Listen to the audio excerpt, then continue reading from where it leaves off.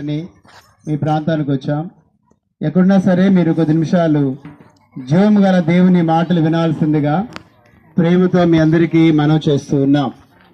పరిశుద్ధ గ్రంథమైనటువంటి బైబిల్లో ఇలాగున రాయబడి ఉన్నది, ప్రయాసపడి భారం మోస్తున్నటువంటి సమస్తమైనటువంటి జనులారా నా యొద్దకు రండి, మీకు విశ్రాంతిని కలుగు చేస్తానని చెప్పి ప్రభు అయినటువంటి యేసుక్రీస్తుల వారు ఆనాడు ఒక్కి నొక్కా నుంచి తెలియపరిచాడు. అవునండి, ప్రయాసపడి భారం మోస్తున్నటువంటి సమస్తమైనటువంటి జనులారా నా యొద్దకు రండి అంటున్నాడు ప్రభు అయిన యేసుక్రీస్తుల వారు.